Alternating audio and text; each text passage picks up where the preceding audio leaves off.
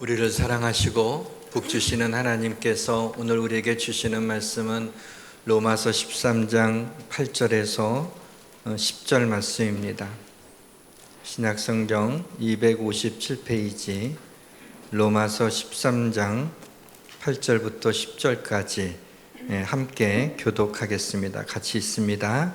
피차 사랑의 빛 외에는 아무에게든지 아무 빛도 지지 말라. 남을 사랑하는 자는 율법을 다 이루었느니라.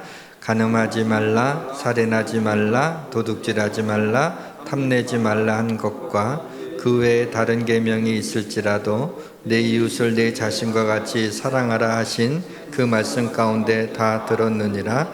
사랑은 이웃에게 악을 행하지 아니하나니 그러므로 사랑은 율법의 완성이니라. 아멘. 할렐루야. 하나님을 찬양합니다. 광야에서 반석을 쪼개시고 바위에서 시내를 내사 물을 강같이 흐르게 하시는 하나님께서 이 시간에 우리의 굳어진 마음을 쪼개시어 우리 안에 성령의 은혜가 강같이 흐르게 하시기를 주의 이름으로 축원합니다. 모든 것이 잘 될 것입니다. 아무리 강조해도 지나치지 않는 말이 있다면 사랑하라라는 말일 것입니다. 사랑하라는 말이 매우 중요하기도 하기 때문이기도 하지만 그만큼 우리가 서로 사랑하며 살지 못하기 때문입니다. 임종 때 가족들이 죽어가는 이를 향해서 할 말이 없습니다. 눈물만 흐를 뿐입니다. 할 수 있는 유일한 말이 있다면 사랑합니다 라고 하는 말일 것입니다. 생전에 잘 듣지 못한 말을 죽을 때에야 듣다니 좀 아이러니합니다. 사랑하는 사람이 없는 사람은 거의 없고 사랑해야 한다는 것을 알지 못하는 사람도 없지만 현실에서는 누군가에게 사랑한다는 것을 표현하기가 쉽지가 않습니다. 심지어 함께 예배드리는 우리 성도들끼리도 옆 사람을 쳐다보는 것조차 힘들어할 정도로 서로 사랑하라는 말이 공허하게 들리기도 합니다. 한 율법사가 예수님께 묻습니다. 선생님, 율법 중에 어느 계명이 크니까? 예수께서 이르시되 내 마음을 다하고 목숨을 다하고 뜻을 다하여 주 너의 하나님을 섬기라. 이것이 크고 첫째 되는 계명이요, 둘째도 그와 같으니 내 이웃을 내 자신과 같이 사랑하라. 이 두 계명이 온 율법과 선지자의 강령이니라. 6월절 전날입니다. 예수님이 십자가에 못 박히시기 전날입니다. 성찬 예식을 하시기 직전 가장 의미 있는 시간에 예수님이 제자들을 모아놓고 이런 말씀을 하셨습니다. 새 계명을 너희에게 주노니 서로 사랑하라. 내가 너희를 사랑한 것 같이 너희도 서로 사랑하라. 너희가 서로 사랑하면 이로써 모든 사람이 너희가 내 제자인 줄 알리라. 본문 9절에도 간음하지 말라, 살인하지 말라, 도둑질하지 말라, 탐내지 말라 한 것과 그 외에 다른 계명이 있을지라도 내 이웃을 내 자신과 같이 사랑하라 하신 그 말씀 가운데 다 들었느니라. 이 말씀은 구약 율법에 나온 말씀입니다. 원수를 갚지 말며 동포를 원망하지 말며 내 이웃 사랑하기를 내 자신과 같이 사랑하라. 나는 여호와이니라. 요한 1서에도 보시면 그의 계명은 이것이니 곧 그 아들 예수 그리스도의 이름을 믿고 그가 우리에게 주신 계명대로 서로 사랑할 것이니라. 이외에도 성경에는 서로 사랑하며 살아야 된다는 말이 굉장히 많이 기록되어 있습니다. 서로 사랑하라라는 이 말씀이 우리에게 익숙하다고 가볍게 여겨서는 안 됩니다. 오늘 말씀의 제목은 사랑은 율법의 완성입니다. 이것은 남을 사랑하는 자는 율법을 다 이루었느니라 라는 말씀과 같은 뜻입니다. 사랑짝인 고린도전서 13장에서는 사랑이 얼마나 중요한지 이렇게까지 표현하고 있습니다. 내가 사람의 방언과 천사의 말을 할지라도 소리가 사랑이 없으면 소리나는 구리와 울리는 꽹과리와 같고, 내가 예언하는 능력이 있어 모든 비밀과 모든 지식을 알고 또 산을 옮길 만한 모든 믿음이 있을지라도 사랑이 없으면 내가 아무것도 아니요. 내가 내게 있는 모든 것으로 구제하고 또 내 몸을 불사르게 내어둘지라도 사랑이 없으면 내게 아무 유익이 없느니라. 자, 이보다 더 이 사랑이 얼마나 중요한지를 아마 강조할 수 없을 것입니다. 예수의 죽음은 인간에 대한 사랑 때문입니다. 예수님의 사랑이 느껴질 때 우리는 예수님을 나의 주로 고백할 수 있습니다. 예수님의 죽음과 부활은 죽음을 피할 길 없는 인생들에게 부활의 소망을 주셨고 천국에서 영원한 삶을 누릴 수 있는 소망을 가지게 했습니다. 천국에 가면 모두가 사랑스럽기에 충분할 것 같습니다. 천국 가기 전에 이 땅에 서로 사랑하는 연습을 충분히 해야 천국에서 문화 충격을 받지 않을까 생각합니다. 부부가 서로 사랑하고 있다는 것을 느끼면 행복합니다. 성도들이 서로 사랑하게 될 때 교회는 천국이 되는 겁니다. 결국 이 땅에 있을 때나 천국에 있을 때나 가장 중요한 것은 서로 사랑하는 것입니다. 사랑에는 적극적 사랑과 소극적 사랑이 있습니다. 적극적 사랑이라면 이웃을 사랑하는 거죠. 사랑스럽지 않는 이웃을 사랑하는 게 적극적 사랑이라면, 소극적 사랑은 이웃에게 악을 행하지 않는 사랑입니다. 본문 10절에 사랑은 이웃에게 악을 행하지 아니하나니 그러므로 사랑은 율법의 완성이니라. 소극적 사랑은 법의 영역이에요. 이웃에게 악을 행할 때 심각한 그 손해를 입혔을 때 그때 법의 심판을 받게 됩니다. 그래서 소극적 사랑은 법의 테두리 안에 있는 것입니다. 그러나 적극적 사랑은 법의 테두리를 벗어나는 것이죠. 사랑은 율법의 완성이라는 말씀은 사랑이 있으면 율법을 지키는 것이 어렵지 않다는 겁니다.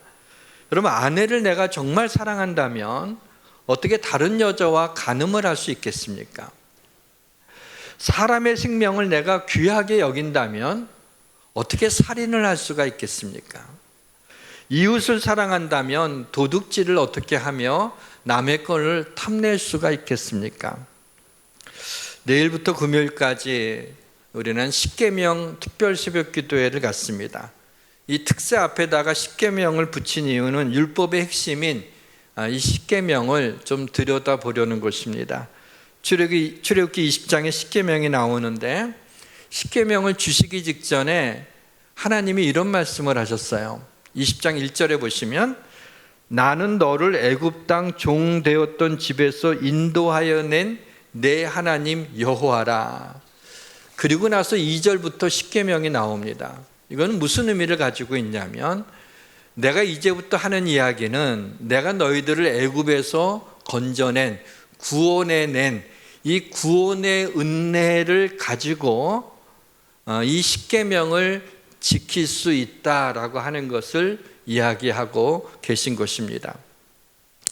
오늘 우리는 본문 8절에 피차 사랑의 빛 외에는 아무에게든지 아무 빛도 지지 말라라는 말씀이 무슨 뜻인지, 그리고 사랑하기 힘든 사람을 어떻게 사랑할 수 있는지에 대해서 말씀을 드리려고 합니다.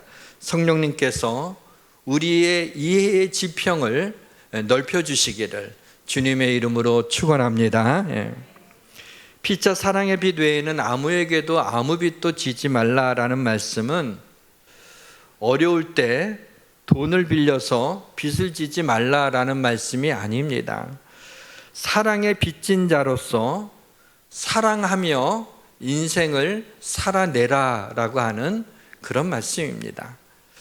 왜 빚이라는 개념으로 사랑을 표현하고 있는지 처음에는 좀 의아했지만 곧 그 의미를 알 수 있었습니다. 우리는 아무리 갚아도 다 갚을 수 없는 사랑의 빚을 진 사람들입니다. 태어날 때 우리는 부모로부터 엄청난 사랑의 빛을 가지고 태어납니다. 죽을 때에도 많은 사람들에게 빚을 지면서 이 땅을 떠나게 됩니다. 뿐만 아니라 우리는 주님의 사랑에 빚진 자입니다. 보라, 하나님께서 어떠한 사랑을 우리에게 베푸사 하나님의 자녀라 일컬음을 받게 하셨는가? 어떠한 사랑을 우리에게 보여주셨어요? 십자가의 사랑입니다. 우리는 십자가의 사랑에 빚진 자들이에요. 우리를 위해 생명을 놓으신 상상할 수 없는 그 사랑에 빚진 자들입니다. 인생을 사랑으로 살게 하시려고 예수님은 십자가에 달려 죽으셨고 우리 마음 가운데 찾아오신 것입니다. 이 십자가의 사랑이, 이 주님의 상상할 수 없는 사랑이 이웃 사랑으로 연결되기를 원하십니다. 그래서 그리스도인은 하나님의 말씀을 사랑을 통해서 이 세상에 구현해가는 존재입니다.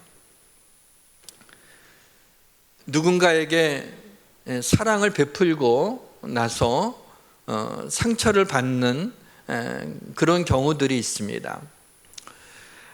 이런 경우에 세상의 지혜는 이렇게 얘기합니다. 아주 오래전에 어떤 책인지 기억은 안 나지만은 읽었던 것 중에 기억에 남는데 뭐라고 얘기하고 있냐면, 너무 많은 사람에게 너무 잘해주지 말아라.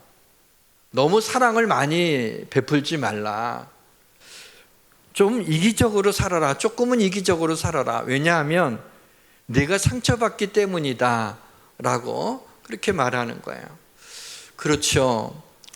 우리가 많은 사람들을 내 마음을 다해서 사랑하면 되돌아오는 그 레스폰스가, 응답이 좀 내 기대에 미치지를 못해요. 오히려 내 마음을 상하게 하는 경우가 있을 때는 사랑을 많이 베푼 사람일수록 그걸로 인해 상처를 내가 많이 받습니다. 그 세상의 지혜는 조금은 이기적으로 살아도 괜찮다라고 이야기를 하고 있는 겁니다. 그런데 성경은 그렇게 말씀하고 있지 않습니다. 누군가에게 사랑을 베풀고 상처받지 말라. 왜냐하면 우리는 이미 주님의 크신 사랑을 받았으니까 그 사랑의 빚을 이웃에게 갚는 것이다. 주님으로부터 받은 그 사랑의 빚이 너무나 커서 이제는 그 다른 사람들에게 그 사랑의 빚을 갚는 건데, 내가 사랑의 빚을 이웃에게 갚은데 그 사람들의 반응이 내게 중요하지 않다는 얘기예요. 여러분, 빚을 갚으면서 상처받는 사람이 있나요? 빚을 갚으면 마음이 가벼워지고 좋은 거죠. 우리가 주님에게서 갚을 수 없는 사랑의 빚을 받은 그리스도인들이에요. 그래서 우리가 사람들을 사랑하는 것은 바로 이 사랑의 빚진 자로서 그들에게 빚을 갚는다라는 마음으로 사랑하게 될 때 우리는 상처받지 않을 수 있는 것입니다.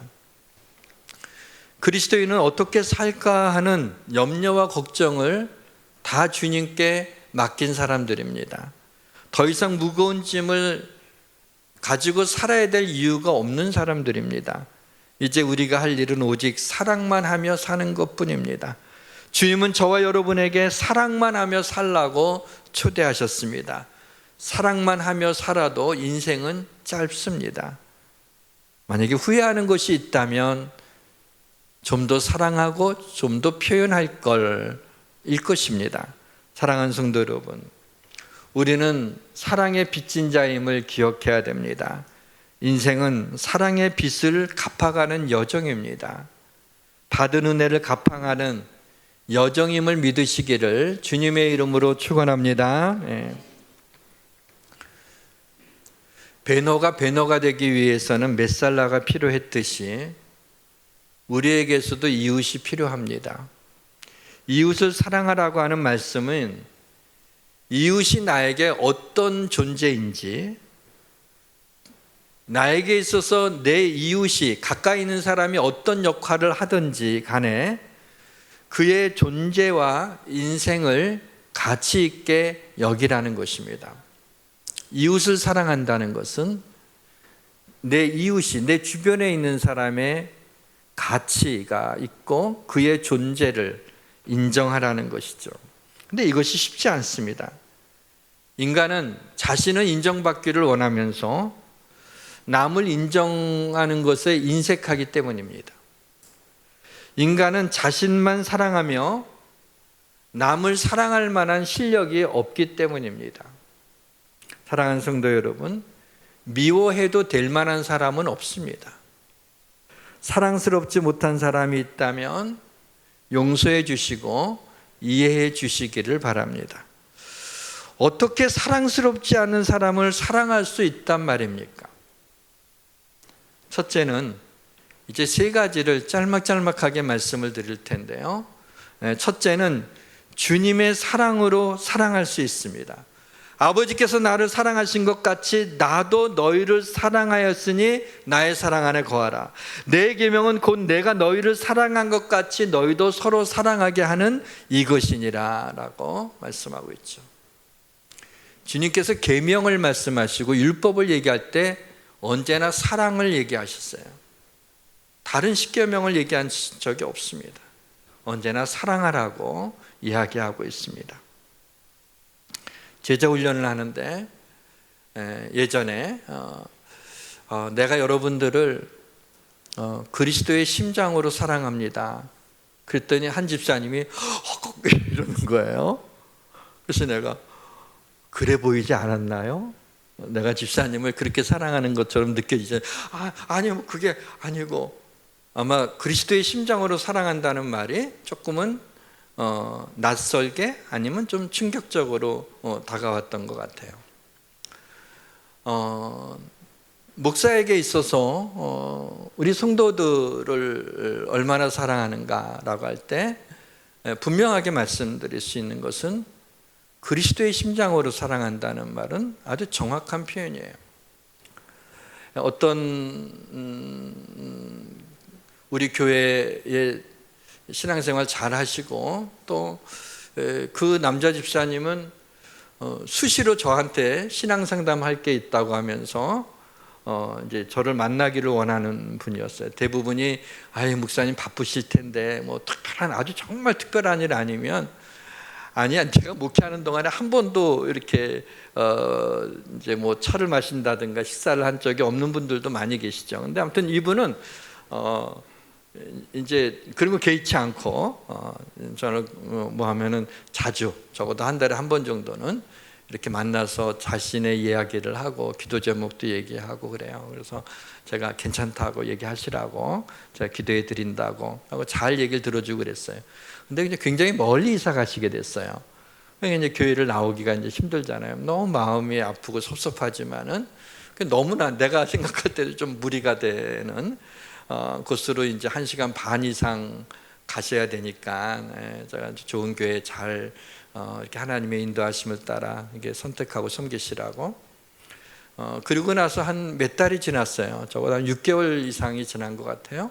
어느 날 전화가 왔어요. 그분의 이름이 이제 아직 번호에 있으니까 어느 집사님인지 알고 좀 반갑게 받았어요. 집사님 반갑다고 잘 지내시냐고 뭐 이런저런 얘기하다가 목사님 저를 위해서 항상 기도하고 계시죠? 그래요. 그래서 아닌데 기도하지 않는데. 그래서 목사님 그러실 수 있어요? 어떻게 저를 위해서 기도하면서 그럴 수 있지.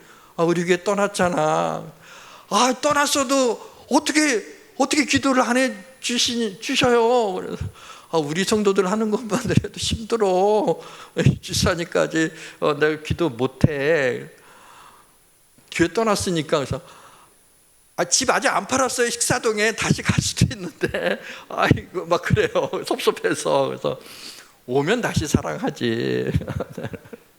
그래서 그냥 기도하고 있다고 말해줄까. 너무 상처받나 이제 그런 생각했는데 이상하게 교회 안에 우리 성도로 있을 때는요 정말 그럼 한 사람 한 사람 생각할 때마다 기도가 나오고 정말 이렇게 사랑해요. 그런데 떠난 다음 주부터는 생각이 안 나요. 교회를 떠나. 그거 좀 이상하더라고요. 제가 생각해도 조금 매정스러울 정도로 그래요. 아마 하나님께서 양으로 보내주신, 그래서 목자의 심정을 가지고 사랑해서 그런 것 같아요. 심지어는 제 사촌 형님이 지금 돌아가셨는데 믿지 않는 형님이에요. 그 형님이 한 번은 술에 취해서 밤중에 저한테 전화를 하시는 거예요. 제 이름을 부르는 몇 안 되는 사람이죠. 야, 아무개야 하면서 너 그럴 수 있냐? 한잔 하시는 거니까. 그래서 나 왜 그러냐 했더니 1년 내내가 되도록 한 번도 찾아보질 않냐? 넌 피도 하나 피 한 방울 안 섞인 너 교회 나가는 사람들은 신방도 하고 그렇게 자주 만난다며? 어떻게 사촌인데 말이야? 이 형님을 쳐다보지 않고 말이야. 그러네. 아이고 죄송하다고, 정말 죄송하다고. 그리고 나서 이제 술 깬 다음에 날 며칠 후에 이제 찾아뵙겠다고 전화했더니 미안해서 어쩔 줄을 모르는 거예요. 근데 이상하게 그렇게 가까운 친척임에도 불구하고 생각이 나질 않아요. 우리 성도들밖에는 생각이 나지 않죠. 아마도 그렇게 하나님이 주님의 사랑으로 사랑하는 그런 마음을 주셔서 목회를 하게 하시는 것 같습니다. 저는 그 하이드 목사님의 글을 읽고 제가 도전을 좀 많이 받았어요. 회개도 하고 정말 그래야겠다라는 생각이 들었는데, 이분은 이런 얘기를 했더라고요. 그의 책에서 인간관계에 문제가 생기게 되면 나는 무조건 기도를 한다. 십자가의 사랑이 마음속에서부터 흘러 넘치기까지. 이렇게 했어요. 누군가 좀 불편해요. 어떤 사람이 좀 감정이 좀 안 좋은 마음이 있으면 그것을 놓고 기도하는데 십자가의 사랑이 내게서 흘러 넘치기까지 그를 위해 기도한다는 거예요. 그러다 보게 되면 어느 순간인가 하나님의 정말 그 십자가의 사랑이 나한테 이렇게 오버플로우라고 그랬죠. 이렇게 흘러 넘치. 그렇게 되면은 사랑하는 마음이 생긴다는 거죠. 그런 힘을 하나님이 주신다는 얘기예요. 그래서 형식적으로 기도하는 게 아니라 정말 십자가의 사랑이 내 안에서 흘러 넘칠 수 있도록 그리스도의 선명한 십자가가 흐르는 것이 보일 정도로 그렇게 기도해야 하는구나 라고 하는 것을 느끼고 많은 생각을 하게 되었습니다. 어떻게 사랑스럽지 않는 사람을 사랑할 수 있을까요? 둘째로는 성령 충만하면 사랑할 수 있습니다. 여러분, 성령의 은사 가운데 가장 큰 은사가 뭐예요? 사랑이죠. 고린도서 12장에 은사에 대한 여러 가지 쭉 얘기를 하고 내가 너에게 가장 좋은 길을 보여주겠다 하면서 13장으로 넘어가는데 사랑장으로 넘어가는 거예요. 성령의 열매 가운데서도 가장 먼저 나오는 게 뭐예요? 사랑과 실학과 화평, 사랑이 가장 먼저 나와요. 그러니까 성령은 사랑과 밀접한 관계가 있다는 것을 시사해 주고 있는 것이죠. 자식을 사랑하지 않는 사람은 없죠. 자기 새끼인데 내 DNA를 가졌으니까 그냥 못생겼어도 그렇게 이쁠 수가 없어요. 어느 순간인가 이제 이거 손주 얘기하면 안 되는데 할아버지는 손주가 객관적으로 볼 때 별로 이쁜 것 같지 않아요. 근데 주관적으로 보니까 그렇게 이쁠 수가 없는 거예요. 그게 뭐냐면 본능이에요. 그냥 그렇게 끌리는 거예요. 그렇게 갖고 사랑하는 거는 어렵지 않아요. 근데 그렇게 사랑스러워서 사랑하는 거는 너무 좋은데 사랑스럽지 않은데 막 이런 얘기를 들으면, 이런 설교를 들으면 괴로워 죽겠어요. 어떻게 할 수가 있느냐? 우리는 참 사람을 사랑하기 힘든 사람들인 것 같아요. 우리의 마음은 어떻게 생겼을까? 모양으로 얘기하자면 송곳 같아요. 우리 마음은 뾰족하게 생긴 것 같아요. 그냥 제가 혼자 생각한 거예요. 그냥. 그래서 자칫 다른 사람들한테 상처를 너무 쉽게 주고 있는 것이 아닌가. 언젠가 사모가 저한테 아주 좀 여러 해가 됐어요. 당신이 뭔가도 화가 났었나 봐요. 성도들에게 얼마나 상처 주는지 알아? 막 그런 거예요. 그 말에 제가 상처받아갖고 그러냐고. 그러니까 그렇다고 상처받은 사람이 있다고. 그래요. 그래서 정말 마음이 아팠어요. 그 다음부터는 정말 기도하면서 그래 묵결해야겠구나라는 생각이 들었어요. 우리 마음은 그렇게 좀 이기적입니다. 그리고 안 그런 척하지만 교만합니다. 그래서 우리의 마음으로는 사랑스럽지 않는 사람을 사랑하기는커녕 미워합니다.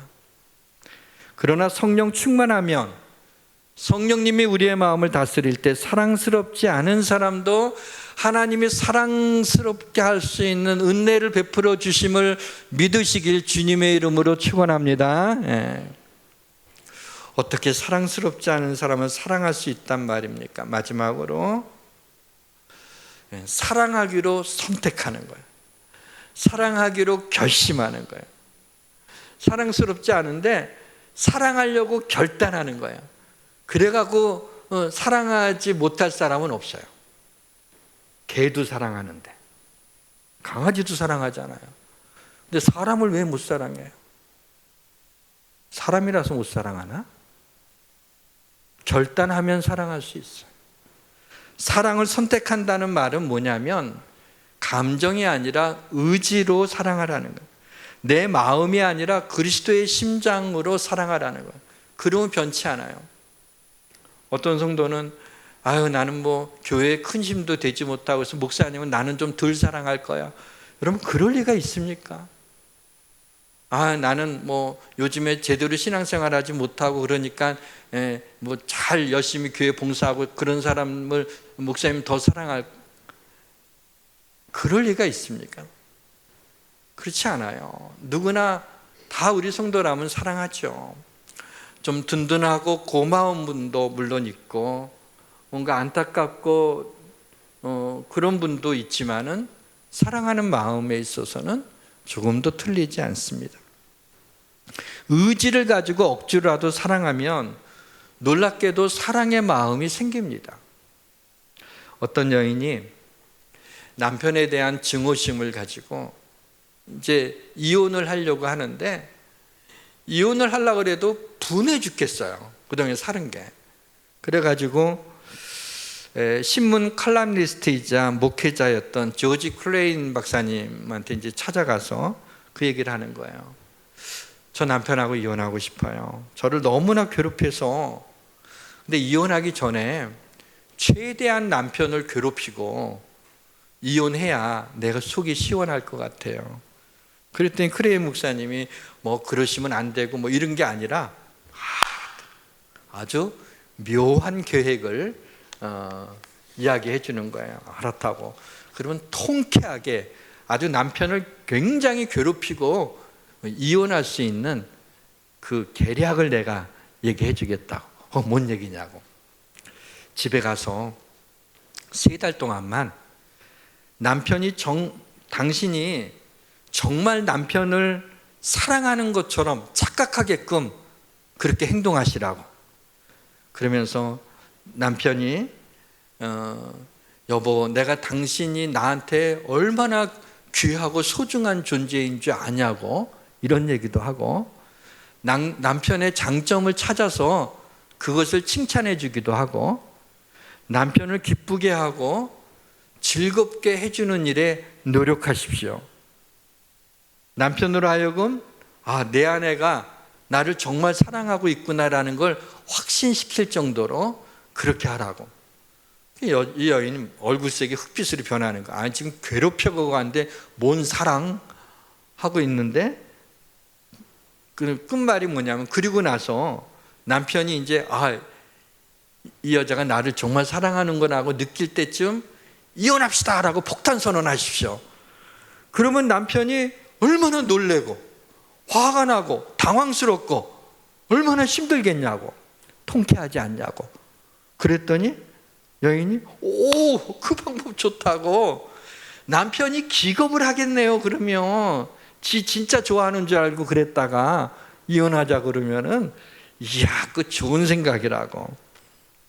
그래서 그렇게 하겠다고. 이제 3달이 지났어요. 이 여인이 찾아오질 않는 거예요. 전화도 없는 거예요. 그래서 궁금해갖고 크레인 목사님이 전화를 했어요. 어떻게 멋지게 복수하고 이혼하셨나요? 여인이 말하는 거예요. 목사님, 이혼이라니요. 절대로 안 해요.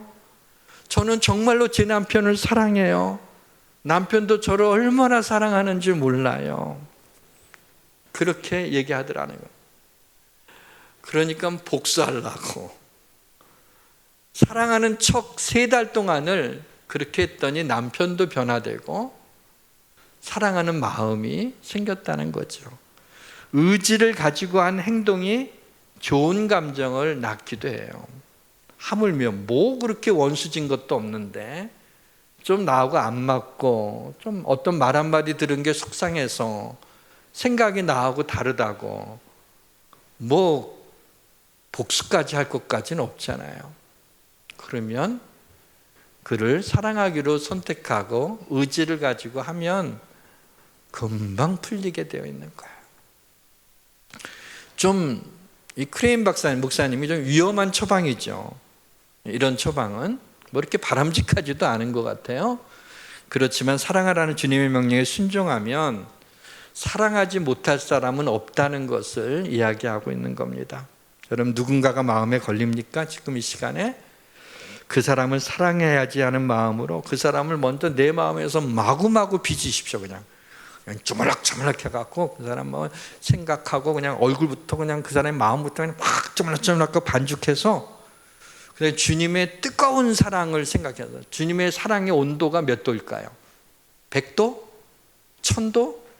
만도? 억도도 되겠죠. 왜냐하면 생명을 내어주실 정도의 사랑이니까. 그 뜨거운 사랑을 생각하면서 반죽했던 그 사람을 뜨거운 불로 구워내시는 거예요. 그러면 사랑스러운 사람으로 구워져서 딱 나오게 될 거예요. 그럴 때 사랑하면 돼요. 칸트가 이런 말을 했더군요. 너는 할 수 있다. 왜냐하면 꼭 해야 하니까. 우리도 꼭 해야 된다면 할 수 있다는 거죠. 말씀의 문을 닫겠습니다. 이런 사람이 있어요. 나는 목에 칼이 들어와도 할 말은 한다. 이런 사람 검사하면 좋아요. 사법부에 필요한 사람들이죠. 근데 저는 이런 분을 보면 제가 잘못한 것이 없어도 겁이 덜컥 납니다. 위험한 사람이에요. 사랑 없는 정의는 교회를 힘들게 합니다. 옳고 그른 것도 중요한 것이지만 그보다 더 중요한 것은 사랑입니다. 교회는 주님의 사랑으로 세워진 공동체이기 때문이에요. 제가 넥타이 딱 매고 그럴듯하게 딱 이렇게 서 있지만 저는 허물이 굉장히 많은 사람이에요. 제가 겸손한 척 하려고 드리는 말씀이 아니라 실제로 그래요. 어떤 부분인데 저의 한 부분을 딱 조직 검사를 하게 되면 거기에 허물들이 굉장히 많이 있을 거예요. 우리 성도들이 사랑으로 허물을 덮어주지 않으면 저는 단에 설 수 없는 사람이에요. 그러나 그 사랑으로 덮어주게 되면 주님의 사랑으로 저를 덮어주게 되면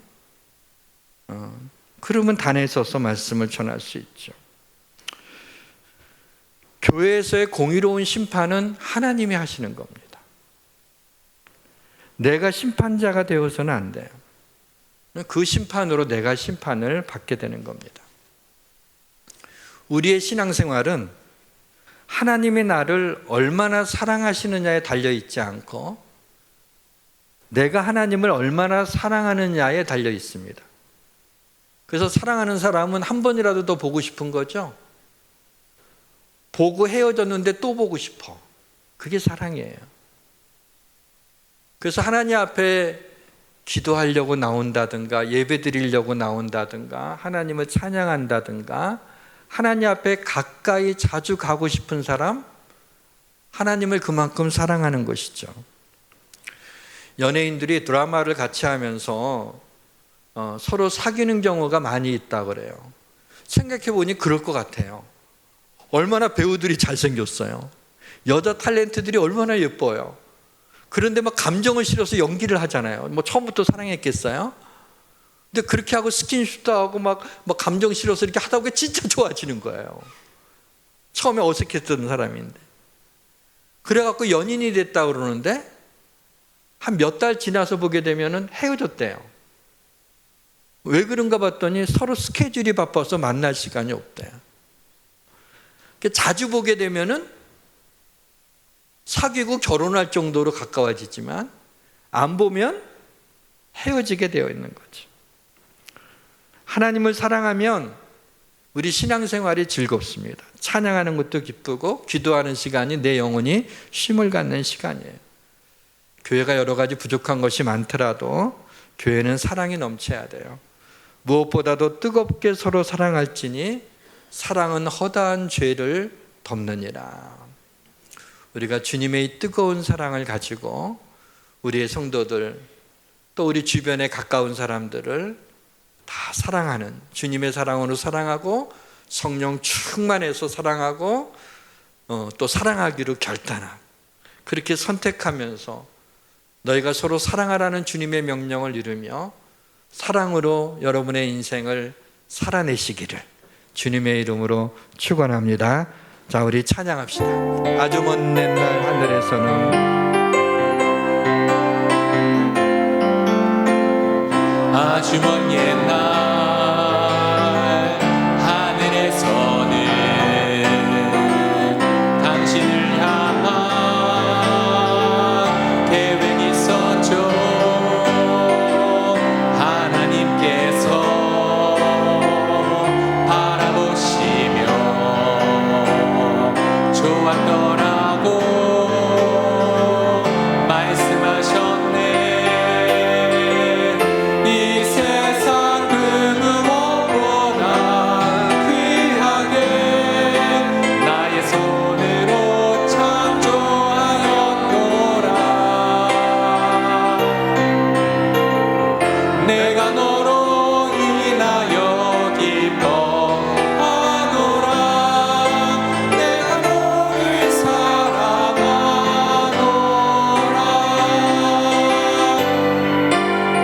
사랑해요.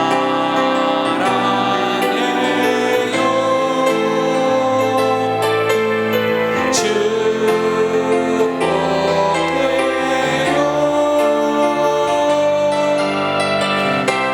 당신의 마음에 우리의 사랑을 드려요. 오늘 말씀은 기도로 끝나지 않고 후렴 부분을 한 번 더 하고 끝날 텐데요. 오늘 아침에 제 머리는 제가 하는 게 아닙니다. 제 사모가 이제 주일날 아침만 제 머리를 만져주는데, 제가 설교 끝나고 이 찬양을 이제 하겠다고 생각을 하다가 제가 피식 웃었어요. 그랬더니 그걸 언제 봤는지 나한테 왜 웃냐고 이렇게 물어보더라고요. 그것은 바로 왜 웃었냐면, 우리 성도들한테 내가 이제 사랑해요, 축복해야 할 때 이렇게 하라고 얘기할 거거든요. 얼마나 어색할까. 부부도 서로 못 쳐다보는 사람도 있어요. 그렇게 막상 하라고 그러면요. 근데 낯선 우리 성도들을 보면서 사랑해요, 저도 못해요. 그래서 얼마나 힘들까. 근데 오늘 사랑의 빚진 자 뭐 이러면서 뭐 결단하고 뭐 사랑 성령 좀 이랬잖아요. 일어나고 나서 이 노래도 못 부르면 어떡하냐 말이죠. 그렇죠? 그래서 오늘 여러분 힘들지만 성령 충만해서 옆 사람을 보고 같이 사랑해요, 축복해요 후렴 부분만 한번 같이 하도록 하겠습니다.